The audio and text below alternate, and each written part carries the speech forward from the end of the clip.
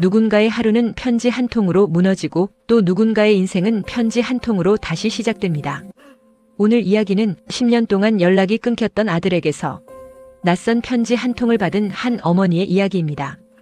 경북의 깊숙한 산자락 아래 평화롭지만 외진 어느 시골 마을, 구불구불 이어진 외딴길의 끝에는 작고 아담한 한옥 한 채가 고요하게 자리 잡고 있었습니다. 바로 그곳이 오늘 이야기의 주인공인 순애 씨가 홀로 자신의 시간을 보내는 공간이었습니다. 순애 씨는 이제 남편을 먼저 떠나보낸 지 어느덧 12년이라는 긴 세월을 맞이했습니다. 세상에 남겨진 가족이라고는 단 하나뿐인 아들 민수뿐이었죠. 민수는 젊은 시절 더 큰 세상을 향한 꿈을 품고 도시로 향했습니다. 어머니의 만류에도 불구하고 자신의 길을 찾아 떠났던 것입니다. 순애 씨는 아들의 밝은 미래를 빌어주며 눈물을 머금고 보냈지만 그 이후로 민수에게서는 단 한 번도 살아있다는 소식조차 들을 수 없었습니다. 연락은 완전히 끊어졌습니다. 처음 몇 해 동안은 아들에 대한 그리움과 걱정으로 순애 씨는 수없이 전화를 걸었습니다. 혹시나 밥은 제대로 챙겨 먹는지, 몸이 아픈 곳은 없는지 그저 평범한 안부를 묻고 싶었습니다. 민수야, 엄마야. 밥은 먹고 다니니? 혹시 돈이 필요하면 말이라도 하렴. 그러나 돌아오는 아들의 대답은 어머니의 따뜻한 마음을 갈기갈기 찢어놓는 듯 차갑고 무정했습니다. 엄마, 제발 나한테 연락하지 마세요. 나는 이제 엄마의 삶이 아닌 나 자신의 인생을 살아야 돼요. 순애 씨는 그 말을 듣고 마치 세상의 모든 소리가 멈춘 듯한 깊은 절망감에 빠져들었습니다. 아들의 냉정한 목소리가 마지막 인사처럼 느껴졌습니다. 그것이 어머니와 아들 사이에 오간 가장 최근의 대화였고 그 이후로 10년의 세월이 말없이 흘러갔습니다. 명절이 되어도 아들의 생일이 돌아와도 순애 씨의 전화기는 단 한 번도 울리지 않았습니다. 시골집은 갈수록 깊은 침묵 속에 잠겨갔습니다. 순애 씨는 자신을 위로하는 수밖에 없었습니다. 그래, 내 새끼니까. 똑똑하고 마음이 따뜻한 아이니까. 분명 어디선가 잘 살고 있을 거야. 연락이 없는 건 나 없이도 스스로 잘 해나가고 있다는 증거겠지. 이러한 자기 위로만이 그녀가 고통스러운 하루하루를 버텨낼 수 있는 유일한 힘이었습니다. 그렇게 10년의 세월이 흐르는 동안 순애 씨의 기다림은 어느덧 그녀의 일상이 되어버린 습관으로 굳어졌습니다. 아들에 대한 간절한 그리움은 마치 묵은 먼지처럼 집안 구석구석에 조용히 쌓여만 갔습니다. 시골집 창밖으로는 쉴 새 없이 바람 소리만이 맴돌았고 그 바람 소리는 순애 씨의 마음속에 자리한 외로움과 슬픔을 대신 말해주는 듯 했습니다. 고요한 시골집의 나날은 기다림과 체념 그리고 희미한 희망이 뒤섞인 채로 계속되었습니다. 그날은 유난히도 이상한 날이었습니다. 아침부터 하늘은 먹구름이 잔뜩 끼어 낮인데도 어둠이 내려앉은 듯했고 창문 밖으로는 굵은 빗줄기가 쉼없이 쏟아져 내리고 있었습니다. 순애 씨는 하루 종일 왠지 모를 불안감과 먹먹한 가슴을 안고 집 안을 서성였습니다. 빗소리가 그녀의 고독함을 더욱 깊게 만들었습니다. 오후 늦은 시간 잠시 빗줄기가 가늘어졌을 때 순애 씨는 습관처럼 마당 끝에 서 있는 우편함으로 향했습니다. 빗물에 젖은 우편함 뚜껑을 덜컹 소리를 내며 조심스럽게 열었습니다. 텅 비어 있을 거라 예상했던 우편함 속에는 예상치 못한 편지 한 통이 축축하게 젖은 채 들어 있었습니다. 그 편지는 평소에 봤던 고지서나 광고지와는 확연히 달랐습니다. 봉투에 쓰인 글씨체는 순애 씨에게 너무나 낯선 필체였습니다. 발신인을 확인하기 위해 봉투를 들어 올렸습니다. 편지에는 이렇게 적혀 있었습니다. 서울 삼선병원 이은수 대리드림. 순애 씨의 심장은 갑작스러운 긴장감에 쿵쾅거리며 요동치기 시작했습니다. 병원? 이은수 대리? 전혀 알지 못하는 이름, 그리고 병원이라는 단어. 불길한 예감이 온몸을 휘감았습니다.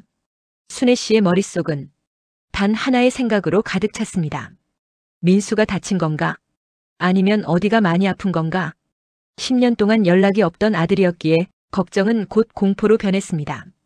그녀의 손은 마치 떨리는 나뭇잎처럼 파르르 떨렸고 젖은 봉투를 뜯는 손끝에서 종이가 미끄러지는 소리가 귓가에 크게 울려 퍼졌습니다.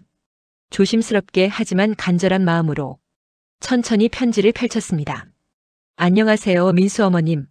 저는 아드님과 같은 병원에서 함께 일하던 직원 이은수라고 합니다. 아드님께서 저에게 남기신 마지막 부탁이 있어 이렇게 용기를 내어 편지를 드립니다. 순애 씨는 그 문장을 읽는 순간 심장이 멎는 듯한 충격을 받았습니다. 마지막 부탁? 마지막이라는 단어는 곧 모든 것을 의미했습니다. 순애 씨는 더 이상 편지를 읽어 내려갈 힘을 잃어버렸습니다. 마지막이라는 그 한마디가 목구멍을 막고 가슴을 짓눌렀습니다. 오랜 세월 억눌러왔던 아들에 대한 그리움과 걱정, 그리고 혹시나 하는 신락 같은 희망까지도 모두 산산조각 나는 순간이었습니다. 결국 그녀의 눈에서는 참아왔던 눈물이 마치 쏟아지는 빗줄기처럼 터져나오고 말았습니다. 편지를 부여잡은 채 그녀는 하염없이 울었습니다. 10년 만에 찾아온 아들의 소식은 기쁨이 아닌 가장 잔인한 형태의 슬픔과 절망이었습니다. 순애 씨는 흐르는 눈물을 닦으며 떨리는 손으로 편지를 다시 들었습니다. 잔잔한 현악기의 선율처럼 애절한 마음으로 그녀는 아들의 흔적을 하나하나 따라가기 시작했습니다. 편지 속에는 아들 민수가 병마와 싸우는 동안 얼마나 오랫동안 어머니를 그리워했는지, 그리고 왜 어머니를 떠나 홀로 외로이 지내야 했는지에 대한 가슴 시린 고백이 고스란히 담겨 있었습니다. 편지의 중간쯤에는 아들 민수가 직접 쓴 듯한 일부분의 내용이 있었습니다. 마치 순애 씨에게 직접 말을 거는 듯한 잔잔하고 나직한 아들의 목소리가 순애 씨의 귓가에 울리는 듯 했습니다. 엄마, 저는 철없던 시절 우리 가족의 가난과 고단하고 힘든 삶이 모두 엄마 탓인 줄만 알았습니다. 그것이 얼마나 잘못된 생각이었는지 이제 와서야 깨닫습니다. 도시에서 혼자 지내며 힘겨운 시간을 보낼 때, 그리고 병원에 홀로 누워 죽음을 기다릴 때 그제야 비로소 알았습니다. 누구를 원망할 문제가 아니었고 모든 것이 그저 세상의 무게였으며 그것을 견뎌내지 못한 저의 부족함 때문이었다는 것을요. 엄마, 죄송해요. 불효한 아들이라 정말 죄송합니다. 순애 씨는 그 고백을 읽는 순간 더 이상 버틸 수 없었습니다. 오랜 시간 아들을 미워했던 자신의 마음을 후회하며 그 자리에서 완전히 무너져 내렸습니다. 아들에 대한 미움과 원망은 눈 녹듯 사라지고 오직 애끓는 모성애와 슬픔만이 그녀의 가슴을 채웠습니다. 그러나 편지의 마지막 줄은 순애 씨에게 또 다른 충격과 혼란을 안겨주었습니다. 이은수 대리의 차분하지만 무거운 목소리로 이어진 마지막 문장. 아드님은 이제 모든 고통에서 벗어나 평안한 곳으로 가셨습니다. 어머님께서도 부디 아드님을 마음속 깊이 용서해 주시고 편안하게 보내주시기를 바랍니다. 평안한 곳으로 가셨다니요? 순애 씨는 손을 멈추고 가슴이 덜컥 내려앉는 듯한 강력한 충격을 느꼈습니다. 그게 무슨 뜻이지? 그녀는 현실을 부정하고 싶었습니다. 아니라고, 아닐 것이라고 간절히 바랐습니다. 세상이 멈춘 듯 고요한 정적이 흐르는 순간 순애 씨는 모든 것을 깨달았습니다. 그녀의 아들 민수는 이제 이 세상에 없다는 가장 잔인하고 슬픈 진실을 받아들여야 했습니다. 순애 씨는 편지를 가슴에 꼭 끌어안았습니다. 종이가 구겨지고 젖을 정도로 강하게 껴안은 채 억눌러왔던 모든 울음이 마침내 통곡으로 터져나왔습니다. 그녀의 울음은 10년간의 그리움과 가장 소중한 것을 잃은 절망이 뒤섞인 슬픈 비명이었습니다. 가장 사랑하는 사람을 잃은 슬픔은 육신의 고통보다 더 깊은 상처를 남겼습니다. 민수의 편지를 받은 후 며칠 동안 순애 씨는 식음을 전폐했습니다. 밥을 먹으려 해도 음식은 목으로 넘어가지 않았고 목을 축이기 위해 마시려던 물조차도 삼켜지지 않았습니다. 삶의 모든 의욕이 사라지고 오직 슬픔만이 그녀의 온 존재를 지배했습니다. 이젠 정말로 내 아들은 영영 다시 볼 수 없는 건가요?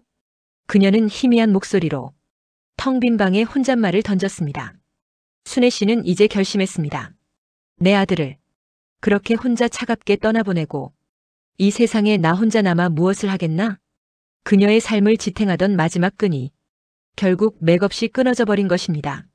순애 씨는 조용히 남편의 사진과 이윤수 대리가 보낸 편지를 단정하게 한 곳에 모아두었습니다.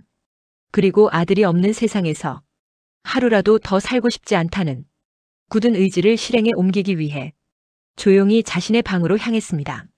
세상이 멈춘 듯 고요한 정적이 흐르는 순간 그녀는 마지막 결심을 행동으로 옮기기 위해 떨리는 손을 들어 올렸습니다. 바로 그때였습니다. 덜컹. 마당 끝에 있던 낡은 우편함에서 무언가 떨어지는 소리가 집안의 정적을 깨고 울려 퍼졌습니다. 순애 씨는 이미 모든 것을 포기했기에 그 소리를 애써 무시하려 했습니다. 하지만 10년 동안 아들을 기다리며 매일 우편함을 확인했던 습관이 무서운 본능처럼 그녀를 잡아 끌었습니다. 마치 죽은 아들이 엄마 가지 마세요 하고 자신을 부르는 듯한 기이한 예감에 휩싸였습니다. 마지못해 힘없이 마당으로 걸어나갔습니다. 우편함 뚜껑을 열자 또 다른 편지 한 통이 힘없이 바닥에 떨어져 있었습니다. 그 편지 봉투는 이전의 병원 편지와는 확연히 달랐습니다. 봉투에 쓰인 글씨는 투박하고 서툴렀지만 순애 씨에게는 세상 어떤 보석보다 눈부시게 익숙하고 반가운 필체였습니다. 경북 영산리 순애 어머니께 아들 민수 올림. 순애 씨는 충격으로 그 자리에 얼어붙었습니다. 이것은 병원 직원이 보낸 편지가 아니었습니다. 분명히 아들 민수의 손글씨였습니다. 죽었다고 생각했던 아들에게서 편지가 온 것입니다. 그녀는 이미 무너져 내린 가슴을 부여잡고 마치 마지막 생명을 얻는 사람처럼 편지를 급히 뜯어보았습니다. 종이가 찢어지는 소리가 비명처럼 들렸습니다. 편지의 내용은 이러했습니다. 아들 민수의 다정하지만 지친 목소리가 순애 씨의 귓가에 울리는 듯 했습니다. 엄마, 제가 병마를 이겨내고 얼마 전에 퇴원했습니다. 길고 힘든 싸움이었지만 엄마가 저를 기다린다는 생각으로 이를 악물고 버텨낼 수 있었어요. 이제는 어엿하게 제 몫을 하는 성실한 직장인이 되었어요. 곧 모든 것을 정리하고 엄마에게 갈 수 있을 것 같아요. 엄마, 조금만 더 기다려주세요. 순애 씨는 그 짧은 편지를 읽는 순간 더 이상 버틸 힘이 없었습니다. 그녀는 땅바닥에 주저앉아 통곡했습니다.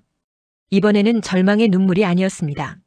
아들을 잃지 않았다는 안도감, 그리고 아들이 자신을 구하기 위해 운명처럼 편지를 보냈다는 사실에 대한 벅찬 감사함의 눈물이었습니다. 그녀의 생명을 구한 것은 단순한 우편물이 아니었습니다. 아들의 간절한 마음이 담긴 생명의 메시지였습니다. 이윤수 대리가 보낸 첫 편지는 병원의 행정착오로 인해 발생한 슬픈 오보였습니다. 민수가 치료 후 퇴원했으나 복잡한 병상 관리와 퇴원 절차의 혼선으로 인해 병원 측은 민수가 결국 회복하지 못하고 세상을 떠난 것으로 잘못 알고 있었던 것입니다. 이러한 모든 상황을 전혀 알지 못했던 민수가 단지 어머니에 대한 강한 직감과 예감만으로 자신이 건강하다는 사실을 알린 이 두 번째 편지가 순애 씨의 마지막 선택을 막았습니다. 순애 씨는 편지를 가슴에 꼭 끌어안았습니다. 운명의 장난 같았던 절망 속에서 기적처럼 도착한 한 통의 편지. 그것이 그녀의 삶을 다시 일으켜 세웠습니다. 순애 씨는 아직 아들에게 연락할 방법이 없었습니다.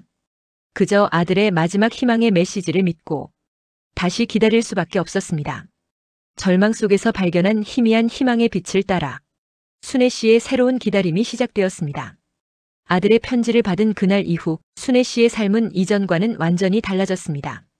기다림은 이제 체념이 아닌 확신과 설렘으로 바뀌었습니다. 그녀는 매일 아침 동이 트기 시작하는 새벽부터 마당 끝에 서 있는 우편함 앞에 서서 혹시나 아들에게서 또 다른 소식이 오지 않을까 간절히 기대하며 기다렸습니다. 해가 바뀌어 새로운 계절이 찾아오고 그렇게 6개월의 시간이 흘러갔습니다. 여전히 시골집 주변은 고요했지만 어느 날 아침 순애 씨는 아주 익숙하고도 반가운 소리를 들었습니다. 바스락거리는 마른 낙엽을 밟으며 누군가 시골집 쪽으로 다가오는 발소리였습니다.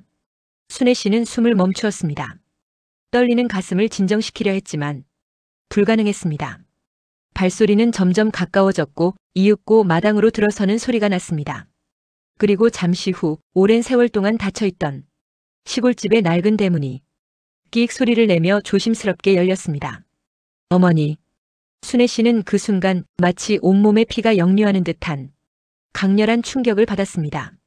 그 목소리, 낮고 부드러우면서도 세월의 풍파를 겪은 듯한 애틋함이 담긴 그 목소리는 분명 자신의 아들 민수였습니다. 순애 씨는 온몸이 굳어 마치 돌처럼 움직일 수 없었습니다. 눈물인지 감격인지 모를 뜨거운 액체가 그녀의 볼을 타고 흘러내렸습니다. 마당 한쪽에 서 있는 남자를 천천히 바라보았습니다. 10년의 세월이 남긴 주름과 고생의 흔적이 역력했지만 그의 눈빛만은 여전히 어머니를 향한 깊은 사랑과 그리움을 담고 있었습니다. 아들 민수가 굳게 닫혔던 마음의 문을 열고 어머니에게 조심스럽게 인사를 건넸습니다. 엄마, 이제야 모든 것을 정리하고 돌아왔습니다. 너무 늦어서 죄송해요. 순애 씨는 더 이상 아무 말도 할 수 없었습니다. 그녀는 굳어있던 몸을 본능적으로 움직여 아들에게로 뛰쳐나갔습니다. 그리고 힘껏 아들을 끌어안았습니다. 10년이라는 길고 긴 세월 동안 홀로 삼켜야 했던 모든 눈물과 그리움, 외로움이 마침내 아들의 품속에서 터져나오고 말았습니다. 아들도 어머니의 어깨에 얼굴을 묻고 하염없이 눈물을 흘렸습니다. 그 포옹은 단순한 재회가 아니었습니다. 그것은 용서였고 화해였으며 가족이 다시 하나 되는 가장 완전한 기적이었습니다. 오랜 침묵과 단절 끝에 찾아온 가슴 벅찬 재회는 시골집을 따뜻한 사랑의 기운으로 가득 채웠습니다. 그날 이후 순애 씨는 그 편지를 유리 상자에 넣어두었습니다. 그건 단순한 종이가 아니었습니다. 용서의 시작이었고 가족이 다시 만나는 달이었죠. 편지 한 통이 한 사람의 인생을 바꿨습니다. 가족은 때로 멀리 돌아서야 다시 만납니다. 삶이 머물던 시간, 오늘의 이야기였습니다. 영상이 감동적이었다면 좋아요를 눌러주세요. 다음 이야기를 놓치지 않으려면 구독과 알림 설정 잊지 마세요.